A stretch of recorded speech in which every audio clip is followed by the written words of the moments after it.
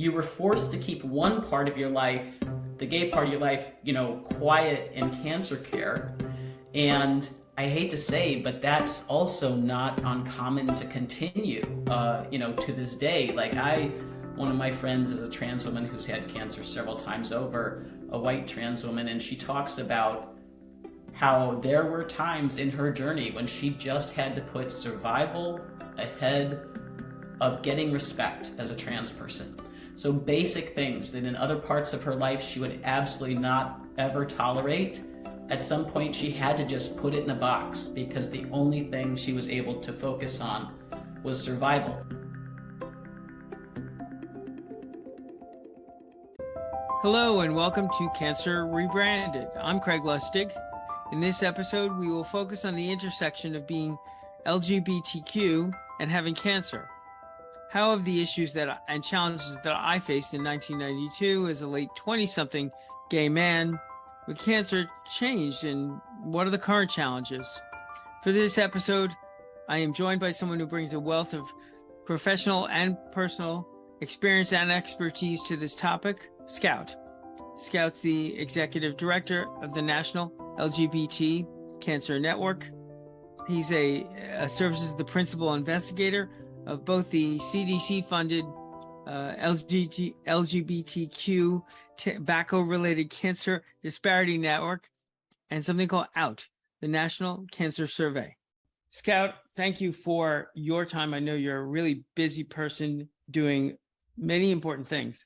I'm thrilled to have this conversation with you and get your reflections and your history and thinking about, again, as we were initially talking about, a little bit of the long view of the intersection between cancer and cancer advocacy and the queer community, the LGBTQ community, which I won't say many times fast because I'll trip over it, and to just kind of dive into that. So can we start by talking a little bit about the organization that you lead, the LGBT Cancer Network, and give us a little bit of background history, why was it founded and kind of your place there? Yeah, sure. So in 2007, our founder and first executive director, Liz Margulies, was kind of brought into the LGBT Center of New York to start to lead some cancer support groups, actually. And, they saw an increase in demand and the fact that people had no place to go to get support with something that, hits you as gut deep as cancer does, where, being queer was not, something that set you aside from everybody else, but just part of the wallpaper of what was going on. And so they brought her in. She started to lead some support groups and do some work with the cancer survivor communities. And as a result of that, she really saw this need for an organization to focus on it very specifically.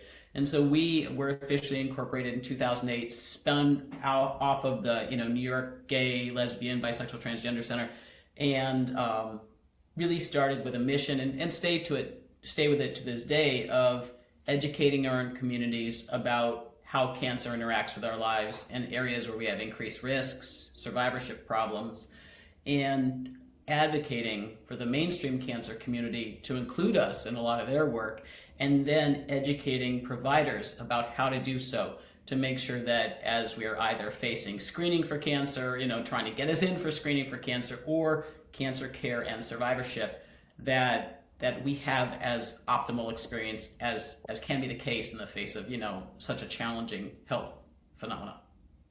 Great. And can you talk a little bit about your own experience, what brought you to this organization, if you will, what drives your passion? Yeah, sure. So, as I grew up in a family that's very small because in our case, doctors encouraged some of my grandparents to smoke, and as a result, there's a bunch of miscarriages, and so tobacco was kind of very heavily stamped on my family's life. And as I got out with my PhD around 2005 and in mostly transgender health, but public health too, I was pulled into this idea of working in the tobacco world. And I think there I discovered a great group of amazing colleagues who are really trying to raise awareness about what's really probably the number one public health issue that impacts our life course and trajectory. And as part of that, I ended up getting involved in more policy work related to this. And I started to work more closely with what was going to become a CDC-funded Tobacco and Cancer Disparity Network. And as the original host of that faced some challenges, people kind of looked at me and said, look, will you take it on and be the lead on this? So I wrote a proposal to be the lead agency on that Tobacco and soon to be Cancer Disparity Network. And now it's been about 14 years at 3 different organizations that I've been running that network, CDC funded.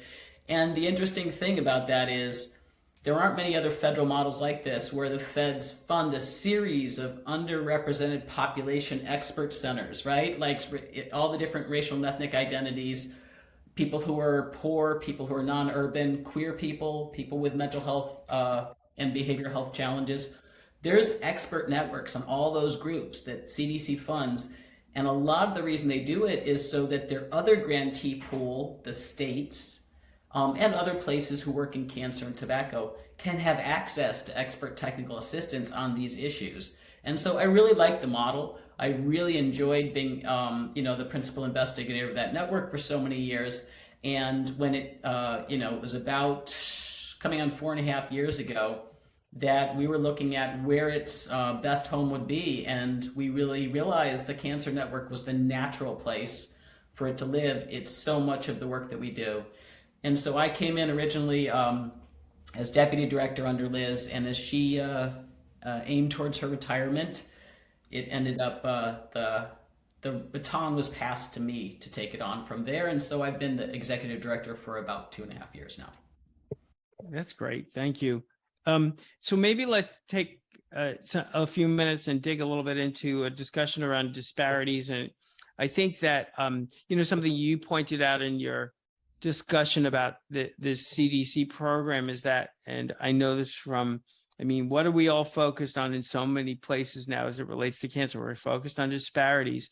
And I think there is a tendency for very well-meaning, very well-intentioned, but largely old white men to when you say disparity, right? What do they think? They think it's African Americans, and they're sort of very one-dimensional in their approach to disparities.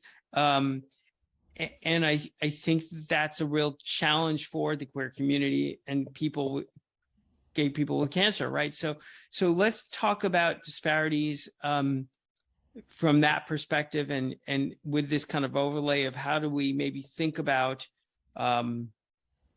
making the discussion around cancer disparities one that is more diverse, if you will. Yeah, well, it really is a great point. I think that obviously any attention to disparities in any kind of health and or corporate world has really been accelerated since George Floyd. And there's, no organization that's not taking a little bit of a hard look at themselves and kind of asking, what are we doing in this area? And you're right, in many cases, it's interpreted as racial and ethnic minorities only. One of the things that I really do want to bring out, though, is that our population of LGBTQI folks is actually much more racially and ethnically diverse than the general population.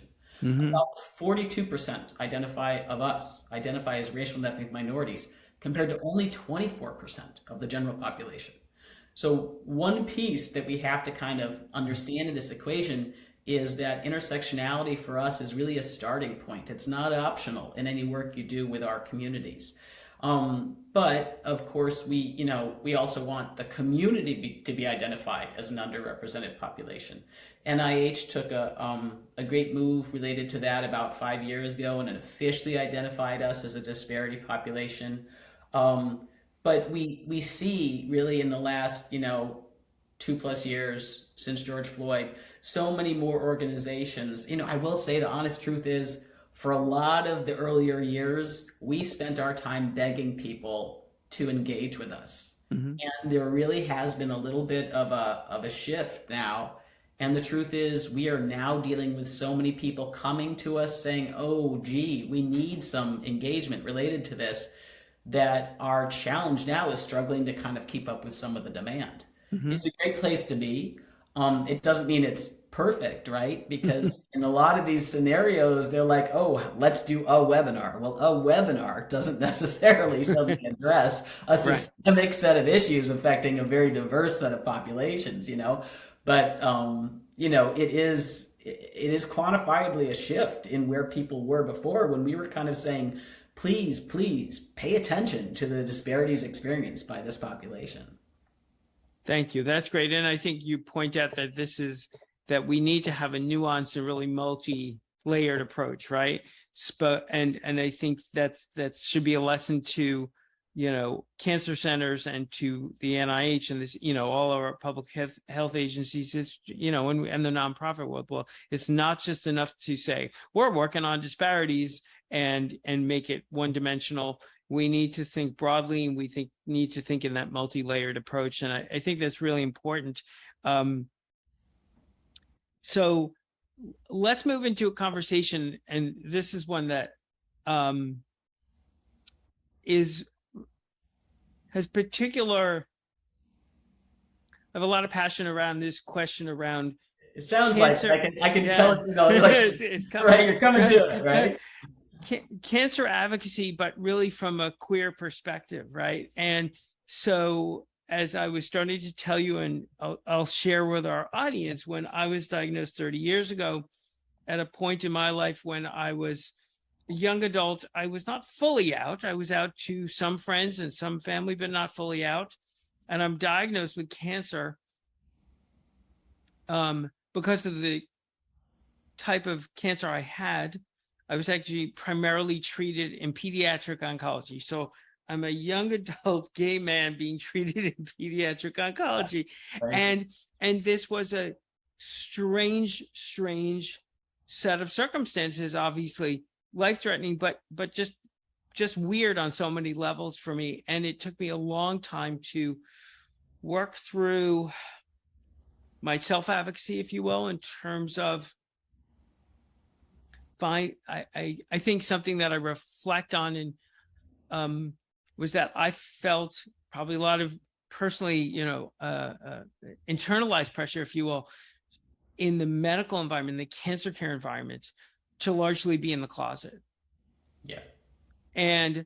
But at the same time, I in my experience as a gay man, I had this peculiar experience at the time, because in 1992 I had cancer, but HIV/AIDS was the dominant issue in our community, right? So I remember having a situation, and I've since learned that this is not uncommon, where you have a cancer diagnosis, and what happens is that your world tends to fragment.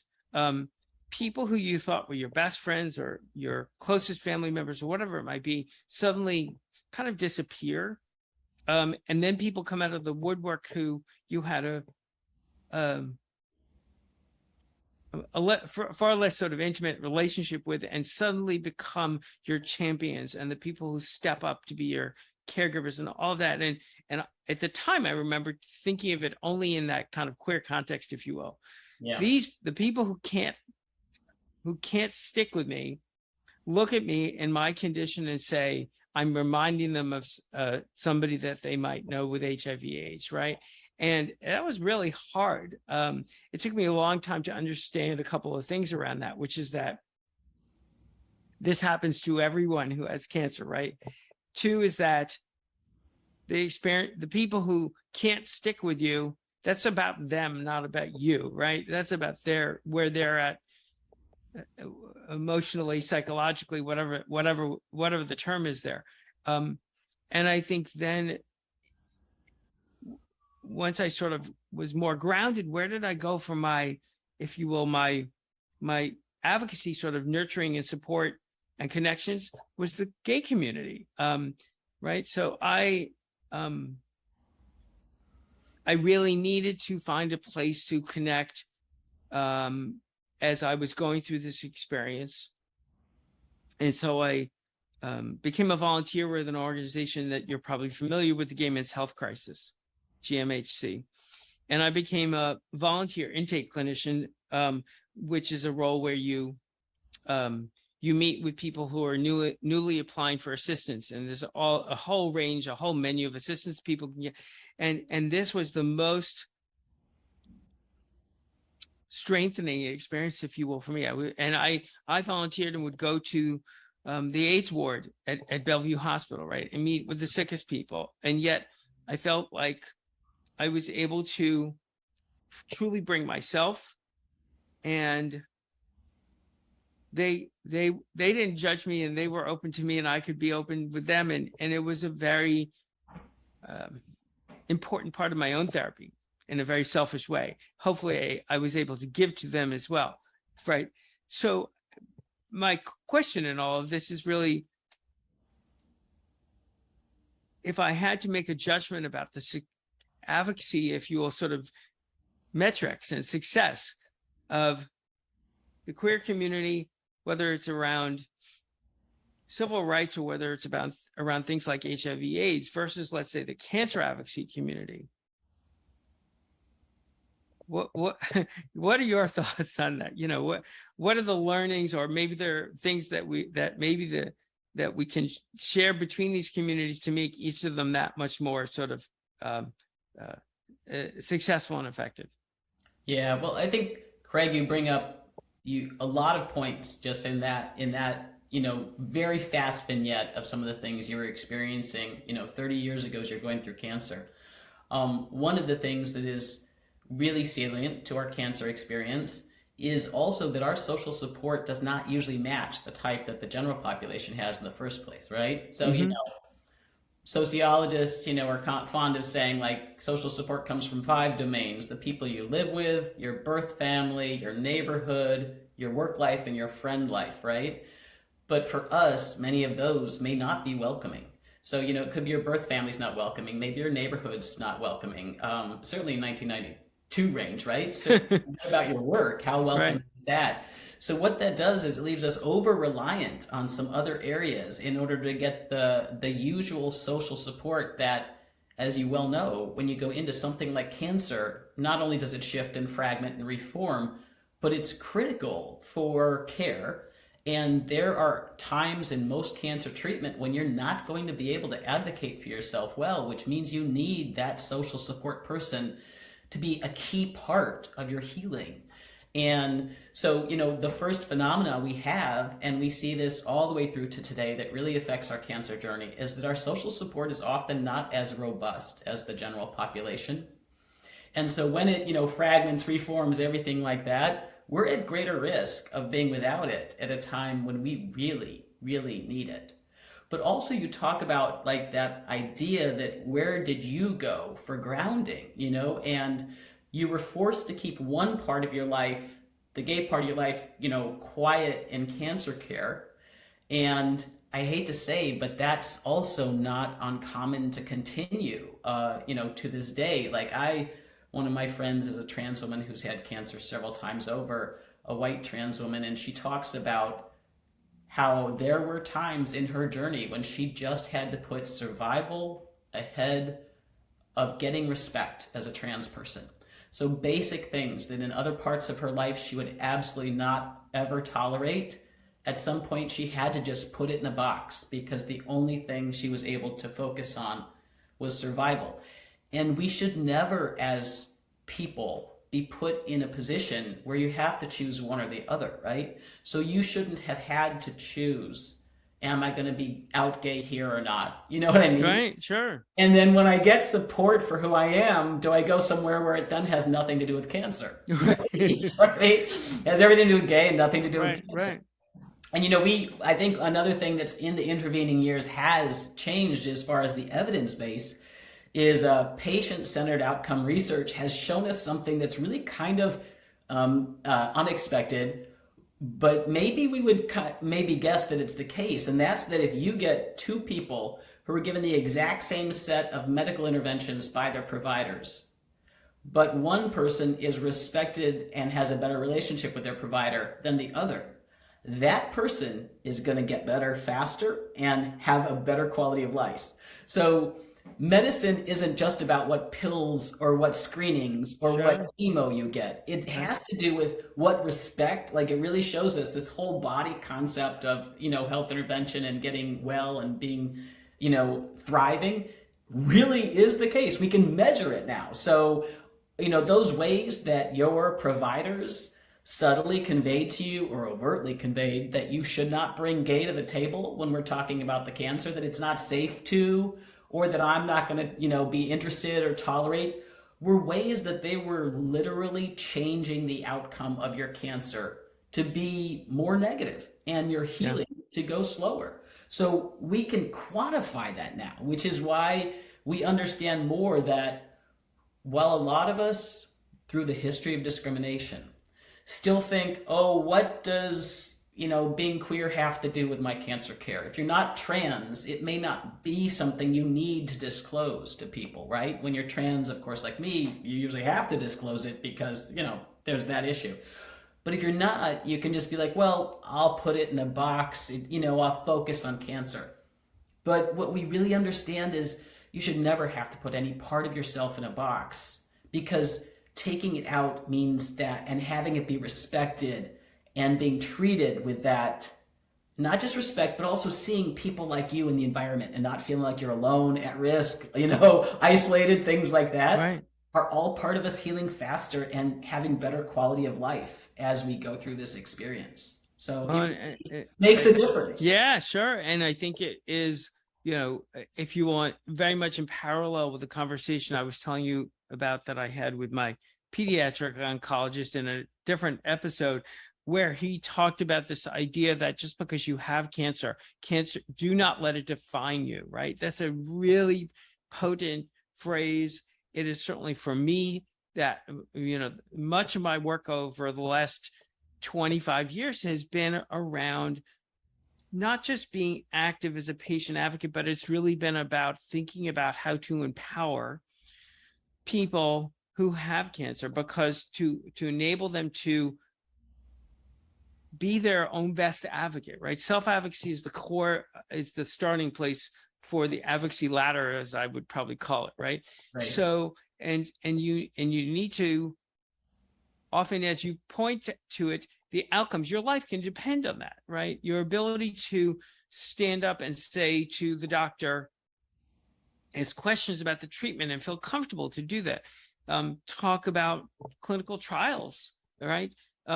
We know that this is an ongoing issue in terms of general disparities, where certain populations of people with cancer aren't offered clinical trials. Well, so this is, I think, it's wonderful that you've been developing the evidence, if you will, and that we know that this is really important. So are there, I don't know, back to this, like, are there lessons, are there things that we can either take from that, history of queer advocacy, right? And let me also say just a small point about clinical trials. One of the things that I think even our own community doesn't understand is that our movement on being able to identify and act on our cancer disparities is actually really limited by something that's related to clinical trials.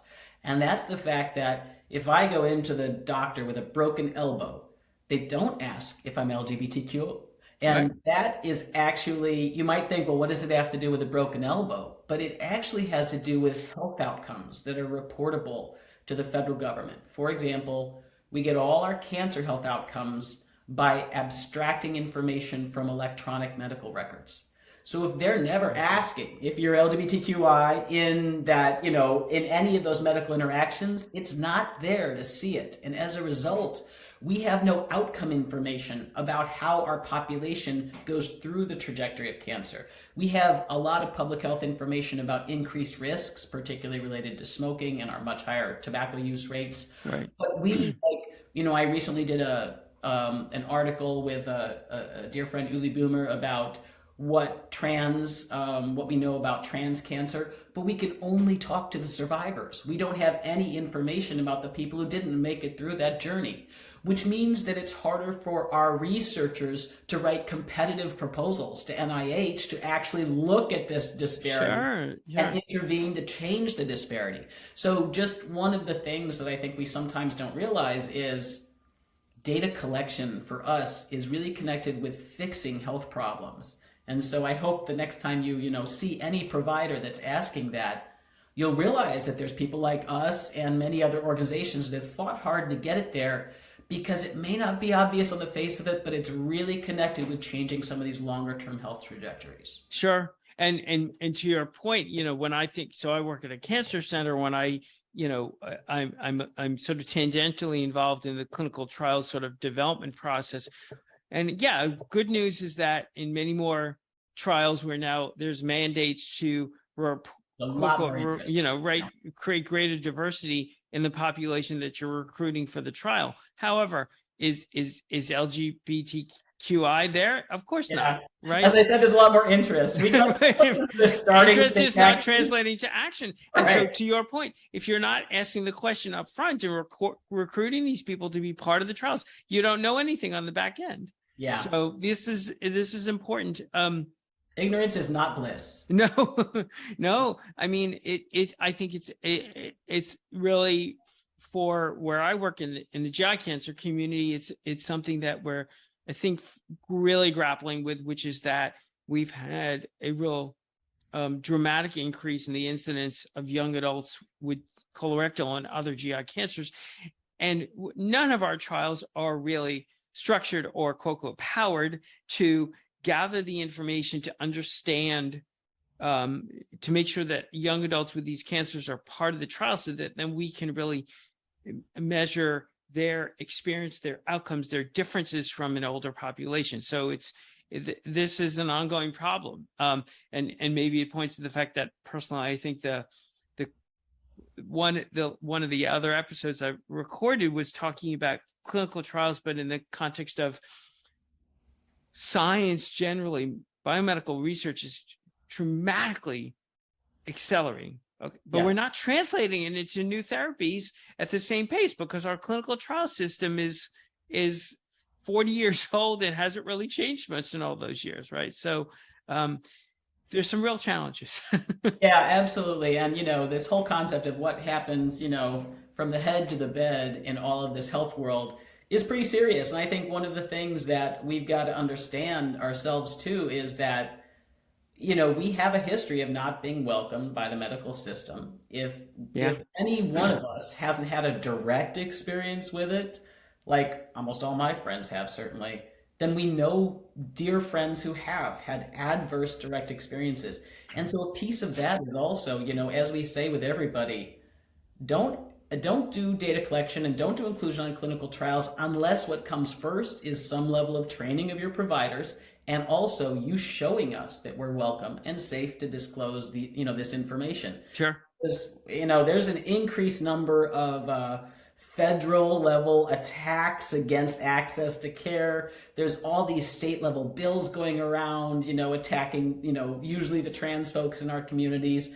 And so safety is not something we presume when we come to a medical interaction.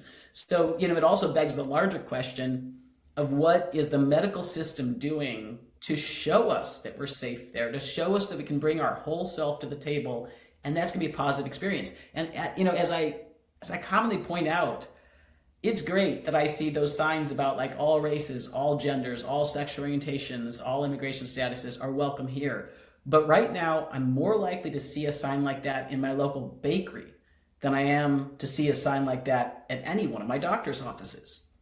And it's like, I'm glad the bakery wants to make me feel comfortable, but when is the healthcare system going to just do that small nod to the same level? And I think that's another kind of if you will, an other side of the coin conversation, which is that we certainly in the cancer care community, there's a lot of conversation about how do we fix the complete lack of diversity in the provider community, right? We just do not have that, right?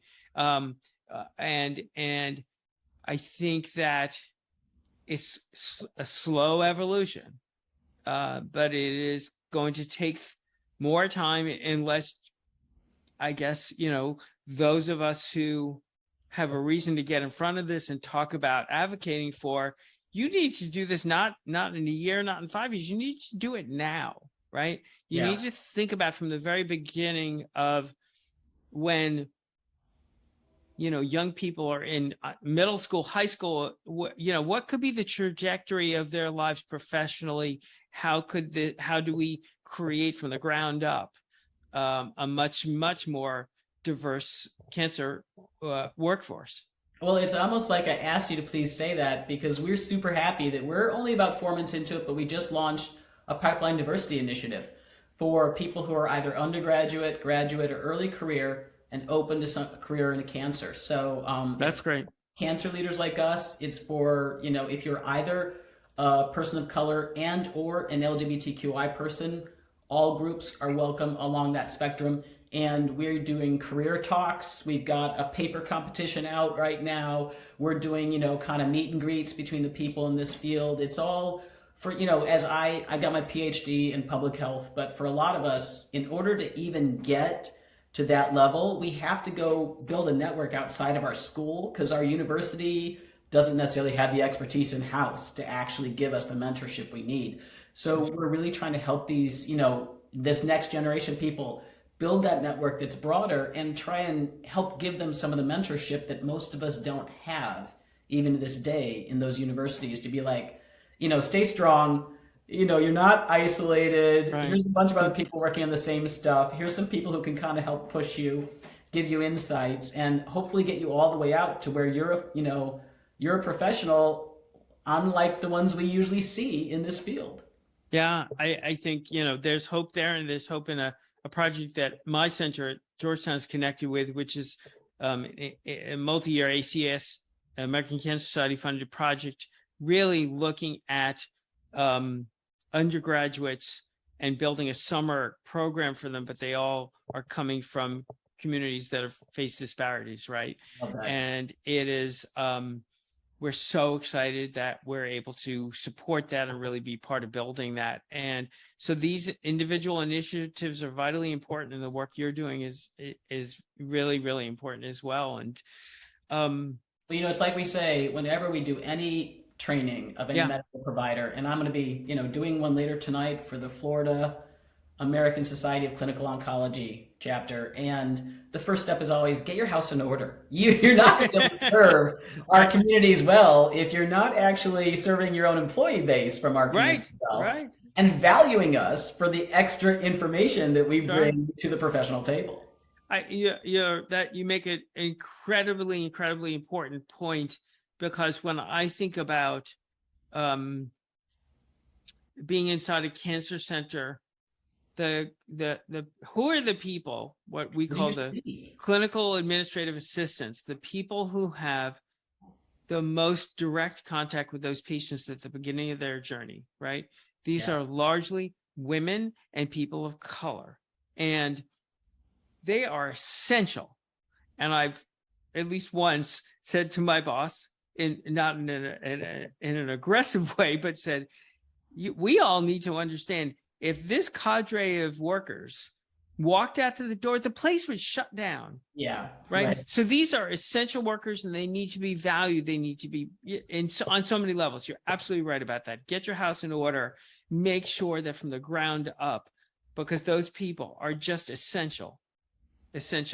And I think whether that's at a community cancer center or at a comprehensive cancer center where I work, all of those kind of core elements need to be part of that kind of provider side conversation, if you will. Yeah, we would love to see more people like us in our professional interaction. And, one of the things that does happen is that when you have cancer, it's such a, you become a frequent flyer of the medical system. So Part of the challenge is, you can train this one doctor or that other doctor, but when you're seeing 40 different medical professionals, Yeah. between home health aides and, specialists and, things like that in any given month, then that really kind of, we've got to shift this thinking with the medical professionals to offer a more active welcome, because the old concept of we treat everybody the same is being blind to the disparities that so much of the population experiences, and we come to the table with fears and concerns and different kind of patterns of behavior. Like, I'm the executive director of the National LGBT Cancer Network, and so with a PhD, I could not have a more motivated person around cancer screenings, and yet the real truth is my partner had to push me to go to get my dermatologist screening for something suspicious, which was cancer. It's taken care of. But like, if I have to be pushed because that's the level of resistance about going to see a new provider that I do not have any kind of established relationship with, it just really shows me that we can have a million reasons why we're going to put this off for tomorrow. And that means that more of us, of course, aren't getting the treatment we need as soon as we need it and are at higher risk of not surviving. Yeah. Cancer. Yeah. I think that, and then maybe we can, I don't know, come up with some final words of encouragement to the community, if you will. But I think about the other essential part of this that certainly was a turning point for me is the psychosocial care, right? The ability to have a comfortable space where you can talk to somebody that you trust and that you can be open with about your fears and your hurts and your anger and your frustration and all of these kinds of things. And I think that that's sadly, and this is kind of across the board, I think in many cancer care settings is often the thing that's getting cut, right? It's not a priority. Thankfully, there are many organizations, whether it's the cancer support community, other groups, and who are providing these services, directly outside of the direct service in the cancer center. But this need for building psychosocial support that again is also, if you will, kind of customized and categorized so that we are able to have the ability to talk to people where they're coming from, right? And within the context of who they are, not just another cancer patient, is really important. Yeah, I think, we recently ran what's the biggest ever survivor survey for LGBTQI survivors, and with 2,700 respondents, it's something we heard super clearly. Yeah. Did not have options to have support groups where, they could get any information about being queer, or the queer could just be, again, the wallpaper instead of something that was unusual and exotic or something like that. So while we're not a direct support group, while we're not a direct service provider, we're a systems change organization. Seeing the need, and actually, oddly, COVID ended up paving the way for this because so much telehealth was put in place because of COVID. And there's a lot of pushing now to keep some of that. So like cancer support community can't easily run support groups outside of one state because of concerns about rollbacks on telehealth. And but us seeing the incredible need, we basically said, okay, let's start some virtual support groups. It's the way a lot of people get their support. We're running 3 a week, and we will keep running them as long and as hard as we can until someone tells us we absolutely have to stop them because of telehealth concerns. So we are, we really encourage everybody to find that social support, and don't underestimate the level to which it's just okay to go into one of those groups. You don't have to talk about cancer. You really don't. What you just have to do is be somewhere where you feel like you can listen to people who may experience something kind of similar to what you're experiencing, and to kind of feel like you're in, I hesitate to use the word, but like a fellowship of people who can support you, right? And so, I think it's one of those things where luckily some of the advancements have made these things more possible. People didn't know about Zoom nearly as much 2.5 years ago. Now we all know, right? So it just gives us some new tools that make it, you don't have to rely on your cancer center having this. You can go to a national outlet like this and, get access to something that our survivors talked about their desperate need for, and yet the complete lack of access to. Yeah, very important. So I think, I know you've got to run. And so I think the lessons I've learned here are, there are resources out there that are there for you and understand you. And you got to take advantage of those things. I think from my perspective, looking for the opportunities to get educated so you can be empowered and be a much better, really a partner with your cancer care team.